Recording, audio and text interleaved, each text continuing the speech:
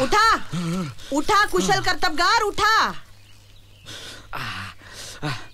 अगं झोपेत न उठवतेस काय आयुष्यात ना. फालतू बडबड पुरे कामाला लागा.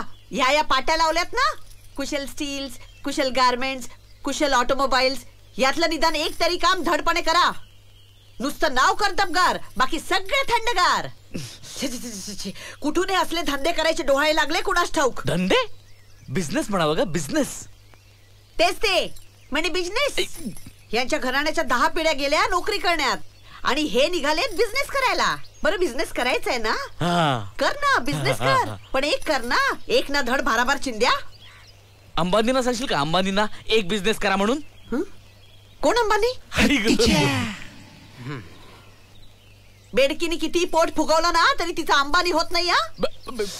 तिचा बैल होत नाही. बेडकी कुठला? बेडकी? अरे काय आई आहे.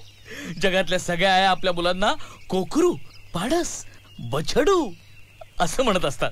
आणि ही एकमेव आई आहे जी स्वतःच्या मुलाला बेडकी म्हणते. बेडकी बेडकी. कधीतरी काहीतरी बोलत चला. तू प्रयत्न करून पाहिलास ना, काय झालं?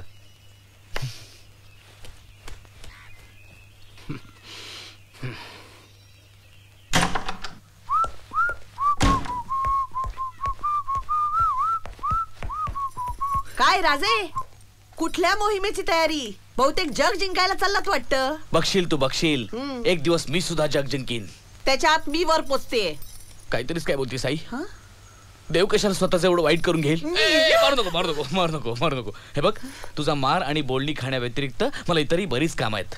चतुरकडे जायचंय नव्या बिझनेसची तयारी करायला. Yes, good bye.